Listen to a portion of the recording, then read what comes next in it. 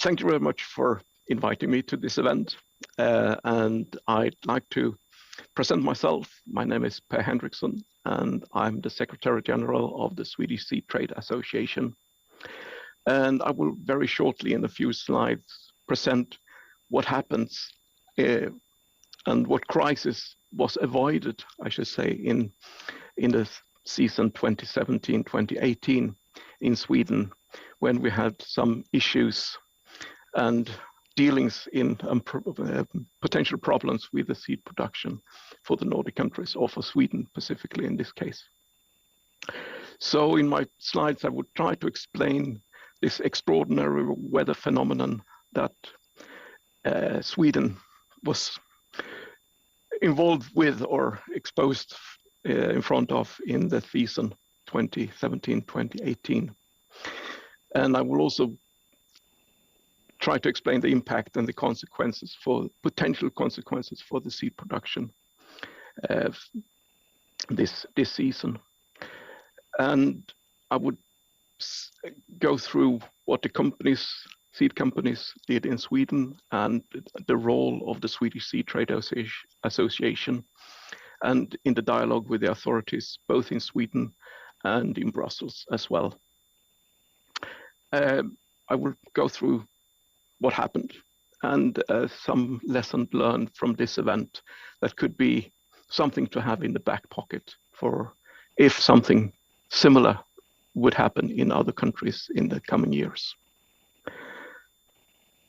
So the season 17-18 actually started autumn 17, that were really wet and a lot of rain, and which meant that the autumn drilling was not as the same volume as a normal year. So the drilled acreage of winter crops were reduced quite dramatically. And of course, this meant that the spring drilling 2018 was much bigger than, call it a normal year. The cereal or the seed for drilling 18 was just enough to cope with the demand, and there was nothing left in the storage with the companies after this season. This year 18 started off with really cold and difficult spring, and April weather was quite a struggle for the new plants or new drilled plants, and also the autumn crops were not very happy with the cold weather in April. And then in May there was a dramatic shift, and we got very, very warm weather very rapidly, but no rain. And this was the moment when the trouble really started for this season. In June, the temperature were back to more or less normal for Sweden, but it was still a lack of rain, and so the crops were recouping a little bit, but not sufficiently for compensating for the warm and difficult start of the year and the warm May. But then in June, it really turned to extremely hot weather for a long period of time. And that really covered the whole country. And we had severe drought, and we could really see that this would dramatically affect the crops and the yield. Just rapidly go through and try to explain a little bit what happens. We can find a pointer as well. In the southern part of Sweden, we had really hot weather, and this is the average increase in temperature compared with the normal year in the southern part of the country. So we are talking about sort of 3.5 to 4 degrees for the summer month, but in the temperature in July, it was more like 6.5 to 7 degrees in the southern part of the country, which really will have a dramatic effect on the sort of finishing off of the crops. So it was really stress. And of course, then the other part that was missing was rain. So in big parts of the country, both on the west side and along the coast on the east, the rain or the participation was roughly about 50 to 75% of the normal levels. And this was particularly affecting in July, when there were only thunder showers on a few places and no persistent rain in any part of in these areas that were most severely affected.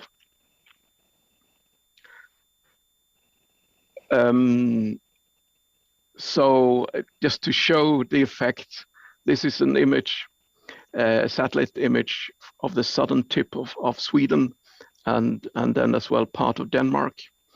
And this is from mid-July, when it's supposed to look like this.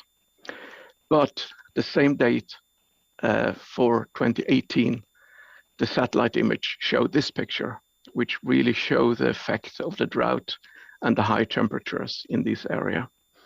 And as you can see, that also in Denmark, it was severely affected by this dramatic climate. A few more pictures. This is sort of an image of a field that's supposed to be green this time of the year, but it's clearly visible with all the drought damage that are affecting the fields in the most productive areas of our country. And another picture, of course, it was mainly the spring, or the spring crops were most severely damaged by the drought, and it could look like this in parts, with obvious effects on the yield. Apart from crops, there was also other problems.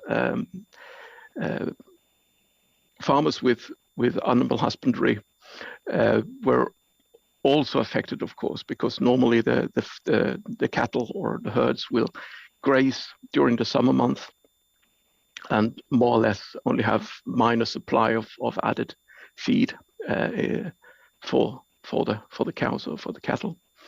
But this year, the farmers, they need to supply and add feed throughout the season, because there was no growth of the grass and clover for the forage or for the grazing. And the situation was more or less the same in the forage field crops, where they try to harvest silage crops. The yield of silage or the grass and clover crops were really affected by this weather as well. So this, as you can see, it was really a challenging season. And the seed companies addressed this issue early on in the spring, when they realized that this could be potentially a real disaster for seed production, and then consequently a difficult year for the farmers as well. And the companies contacted the Swedish Seed Trade Association, and we had a dialogue. And then when we realized that this was a really severe problem, we contacted the competent authority. And in Sweden, we do not have a Ministry of Agriculture anymore. It's the Ministry of Enterprise and Innovation. What within this ministry, there is a Swedish Board of Agriculture that is in charge of the agricultural part of the ministry. And we had a very intense discussion with the authorities, and really to pinpoint the difficulties. And our role as association was sort of being a middleman between the authorities and the companies. And this is a benefit for not least the ministry, that it's easier for them to discuss with the association than to have a discussion with individual companies. So we have to relay the discussions and the outcome of the dialogue we have with the ministry, and in this case, particularly with the Swedish Board of Agriculture. So in these discussions, we try to find potential solutions, what could be done to secure some of the seed that we could see were missing potentially after the harvest. And as the situation was similar in our neighboring countries, it was clear that we could not rely on imported seed qualities or seed quantities to sort of cover the deficit in the Swedish supply. So after a lot of brainstorming, we came up with the idea that there would be a potential source of seed if we could harvest the crops from where that was drilled with certified C2 seed in the season.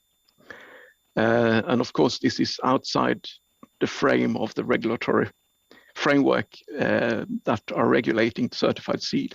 Normally, the C2 harvest should only be used for as a commodity crop or commodity seed. But we made a gamble that we should be able to get the derogation from this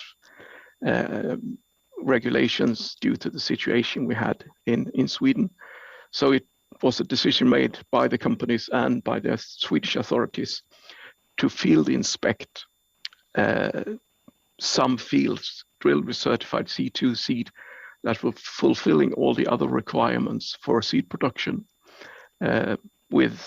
regarding seed rotation and the other issues relating to certified seed production. And this was before we got any feedback or even approached the commission. But as the time was really short, we had to make this decision and gamble that we could get a approved derogation for this approach. So in beginning of June, we were raising this or applied for this type of derogation to actually certified what we called C2+1 seed lots and get this certified as an exemption for the coming season, only for spring 2019. And so this was handled via us, and then of course via the Swedish Board of Agriculture that approached the Standing Committee of Plant, Animal, Food and Feed, the horizontal Standing Committee with members or experts from all the member states that are sort of advising or preparing the Commission for a derogation decision. And this was a process that would take quite a while, but and in hindsight, we are very lucky that we actually started this work very early in the season. When we approached harvest, or the harvest was completed, we saw that our prediction of extremely low yields were actually real in the end. The yield levels for the whole country ended up around 55% of a normal yield. And this percentage is partly due to the reduced drilling acreage of autumn drilled crops, which normally will have a higher yield levels than the spring drilled crops. And to a certain extent, it also linked to, as I mentioned, the animal husbandry issues, and some of the farmers, they had to harvest cereal crops as silage, as a whole grain silage, to really have food for their herds. So that as well will influence the yield levels. But in total, this is more or less half of a normal yield.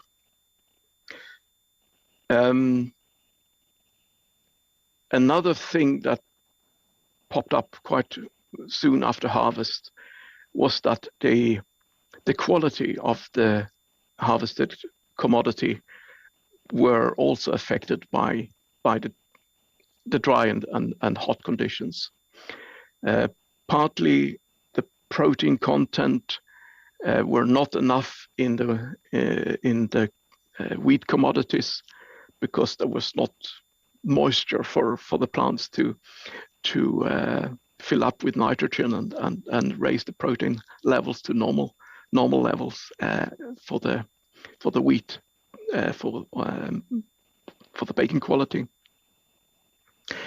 And another thing that was affected was reduced germination rate, and it was in particular oat varieties that were affected by this reduction, and that is most likely linked to the oat and the flowering time and seed set of oats really coincided with extremely high temperatures. And apparently oat do not cope as well as barley, spring barley, for instance, that was not as dramatically affected as oat. But a lot of the seed production of oat had a reduced germination rate. Another crop that were affected were field beans. And the effect there was really twofold. Part was due to the fact that it was very uneven maturity of the bean plants. Some plants were completely dried up early on due to the drought, while others survived a little bit longer. So even though the water content as an average sample was okay, the individual beans could be either extremely dry or only reaching sort of towards the end of the maturity. And this created a lot of problems and issues in storage, and also meant reduced germination rate. Another issue was bean weevils. That bean weevils are normally not a big problem in Sweden and in Swedish bean production, but apparently this weevil really liked the warm and extreme weathers, so the population really exploded this year, and this weevil lay its egg on the bean pod, and the larvae then tunnels into the newly formed bean and eats the inside of the bean, and of course it reduces the germination rate. So that was sort of oat and field beans were the most affected crops, and with reduced quality or reduced germination rate. So going back to the regulatory process that we initiated in early summer. So as I mentioned, we had very intense discussions with this standing committee, PAFF, Plant, Animal, Food and Feed Committee. And their first approach to us was that we should try to fill our deficit by import seed quantities from neighboring countries. And this was a message sent back to the companies, and they really did the utmost to really try to fill any bin with imported seed. But this was really difficult because Sweden was not only the affected country this year. Our neighboring countries were also very had a reduced production. In particular, Denmark and northern Germany were also affected by this tropical climate. So, I mean, it was a lot of work and a lot of phone calls and a lot of trading discussions. But in the end, that will not at all fill the need for seed for Swedish requirements. So eventually, the standing committee actually approved the application for the derogation of this C2+1 quality from Sweden, and the Commission was giving the go-ahead or the final approval in mid-January 2019. And soon after, we also got a derogation for reduced germination rate, or certification of reduced germination rates in oat and field beans. And this, as I mentioned, it's a long process. So it was 6 or 7 months from the initial application for the first the C2+1, and then after that the germination rate derogation. But nevertheless, the drilling season in 2019 was sort of normal time. So the seed companies, they had to work hard, but they managed to process and deliver this certified seed under the derogation to the farmers in time for drilling. So more or less, the seed need were filled. Some farmers, they had to switch varieties, not their preferred or intended variety for spring, but nevertheless, with these 2 derogations, the need for seed for spring crops were more or less completed in Sweden. So what have you learned from this? Be prepared. Unexpected things will always happen. And in this case, it was the weather that played up. And with the ongoing discussions around climate change and so forth, this will happen again. But it could also be other things, infections of new diseases or pests or other things that could pop up as an unforeseen issue in coming years. We also learned, or retroactively, we realized that our quick coordination and reaction was really the key to be successful in this case. That the companies to realize, and also the Seed Trade Association realized the issue early on in the season, and that we approached the competent authority in Sweden, and the competent authority also realized very rapidly that this was going downhill quickly this year, and that we then initiated discussions with Brussels at an early or appropriate early stage. And we also learned that the normally very strict regulatory framework within EU actually can be adjusted if, under certain circumstances, if we have good and verifiable and arguments and can sort of present the situation as a potential crisis, then there are openings for adjusting and for providing derogations and certain widening of the regulatory framework in Europe. But we also learned that everything in Brussels takes time, and you have to be prepared to go through issues at different levels with different expert groups several times, and that the decision-making process is a slow process. Therefore, be prepared to do your initial requests early to be able to have a solution in the end in time. Now we know that as this approach with using C2 harvest as a seed crop or seed certified seed has never been done before in the European network.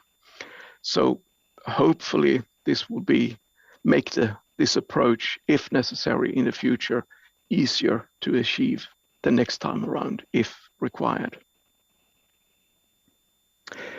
So these were my slides, and I hope I've been able to present the situation that we had in Sweden a couple of years ago.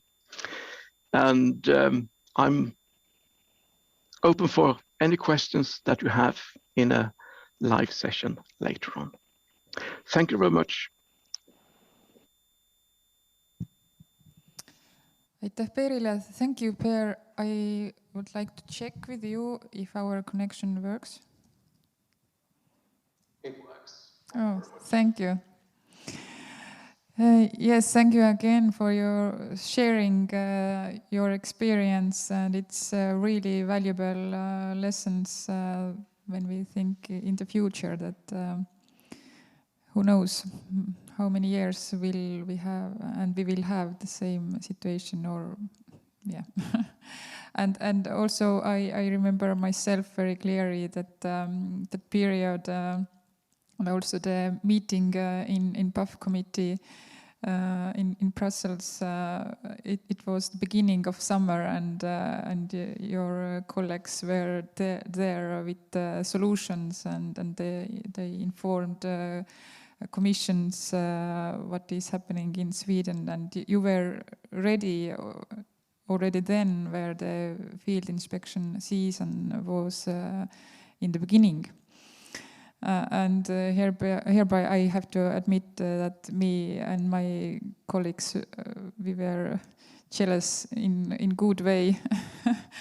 How good was cooperation in Sweden between producers, between Board of Agriculture, between Seed Trade Association and Ministry.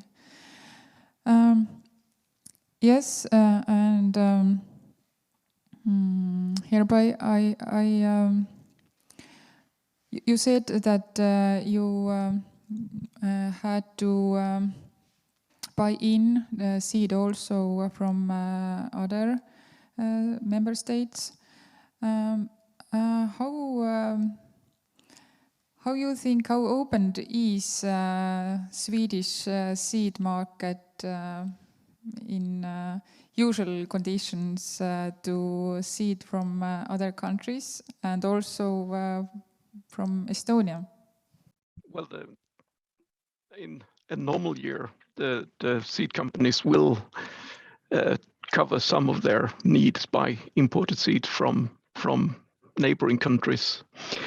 The requirements that we, and in particular the farmer or the farmer organization, has is that it need to be tested varieties or approved varieties that has been in trial in Sweden, so that the farmers they know what they are buying.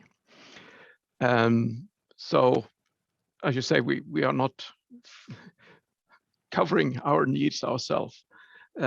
Field crops and cereals, more or less. Oilseed rape, it's a big portion that is imported. And if we look on potatoes as well, then it's more or less, well, 80%, I should guess, it's imported seed from abroad. So there is a network for trading and for import mainly from neighboring countries, of course. Thank you. I will give a short overview to my audience also here. et esmalt Peeri ettekandest siis ja temale kui ettekandjale andsin edasi meie tänusõnad, et ta jagas meiega sellist erakordset kogemust. Et selline teekond, mis nemad läbi käisid, oli esmakordne Euroopa Liidus, nagu te nägite, ja arvestades neid muutuvaid tingimusi, mis on ka Eestis tulenevalt siis ilmast, et neid väljakutseid võib olla ka meil kohe-kohe ees olemas ja väga hea, et Rootsi oli selliseks teerajajaks, kes sellised kogemused ära tõi ja ka sellise käitumismustri juba siis ja malli ette lõi, et mida järgi on alati lihtsam minna, kui on taoline situatsioon kuskil teistes riikides. Et ma ka Peerile ütlesin, ma ise mäletan seda, kui komitee koosolekul, mis oli tegelikult suve alguses, kus alles võis aimata, et milliseks periood tegelikult kujuneb, siis nendel oli selleks ajaks juba lahendused välja töötatud ja neid hakati siis komisjonile esindama ja tegema seda tööd, et komisjon ka selle erandi lõpuks lubas sisse viia. Ja minu küsimus oli Peerile selle kohta, et kui hinnatud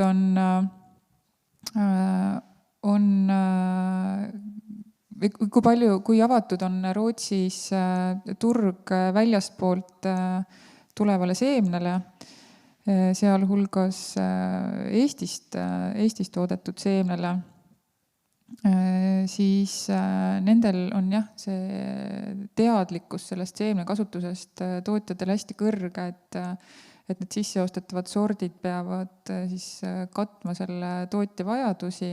Mõned liigid on muidugi ka sellised, mida Rootsi iseenesest muidugi ka ei tooda, et näiteks rapsi ja mida ostetaksegi sisse, et mis on meile tegelikult sarnane situatsioon.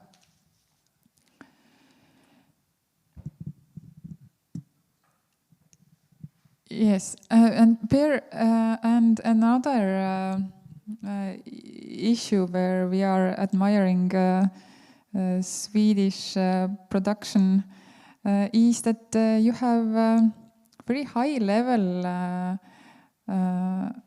of using certified seed, and also you are very successful so-called farm-saved seed system. How you achieved it?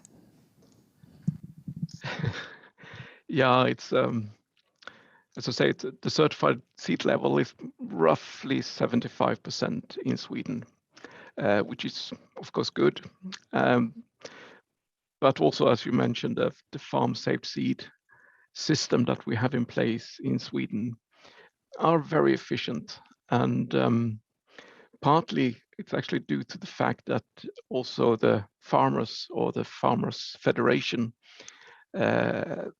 is very sort of they realize that this is very important to have a revenue for the breeders also on the farm-saved seed, to motivate them to invest and develop varieties also for the northern part of Europe. So and with this as a background, we can put pressure on the farmers to deliver their annual report of what type of seed they've used. And I should say we have the backing of the majority of the farmers, and it's only a very small part that is making a little bit of a fuss every year when they have to declare what seed they've used. But I should say the key would be to have the support from the Swedish Farming Federation in the background, and that we have a clear commitment or an annual sort of agreement between the seed companies or the Swedish Seed Trade Association, the farmers, And also this is backed by the competent authorities in Sweden. Thank you for sharing. I hope that we are in the way to follow you. And I hope our farmers will have better understanding of the need of investments in seed, in variety breeding, and also the importance of seed production and its quality. So, but now, for you, Per, again, many thanks to joining us, and I hope that we will have also cooperation when we will have a new need for new solutions, and never knows what will happen next season. So very welcome to contact me or the association whenever questions or issues pops up, and if we can be of help, we will support you, that's for sure. And thank you very much for allowing me joining your meeting and sort of explaining this strange year that we had in Sweden a couple of years ago, and hopefully it will be a while before we have to be as active again for saving the seed for the coming season. So, and have a good continued meeting. So thank you very much. Thank you, Per. Ja tõlgin siis ära ka selle teise vestluse, mis meil Periga oli, et nimelt on Rootsis hästi kõrge sertifitseeritud seemnekasutus, et ta tõi välja siin sellise keskmise 75%, ja lisaks on nendel ka hästi käivitunud otstasude süsteem, ehk siis see, mille pealt seemne kasutamise pealt siis tootjad maksavad tasu, et oleks võimalik teha uusi investeeringuid sordiaretusse. Ja millest see kõik tuleneb, oligi see tema sõnul tõesti see, et tootjad tegelikult saavad aru seemne olulisusest kogu selles tootmistsüklis ja kui tähtis on, et sa saad selle kvaliteetse sisendi. Samamoodi hästi hea koostöö neil ka oma võib-olla Eesti mõistes siis talupidajate liiduga või üldse selliste tootjate ühendustega, kus see teadlikkus on hästi kõrge, et kui nad küsivad oma põllumeestelt siis tagasisidet kasutatud seemne kohta, et millised sordid siis kasutuses olid, siis nad selle infoga saavad ja tootjad saavad aru ja maksavad selle eest, et nad on siis seda sisendit enda tootmises kasutanud ja selle pealt tegelikult ka enda edukusele siis aluse pannud.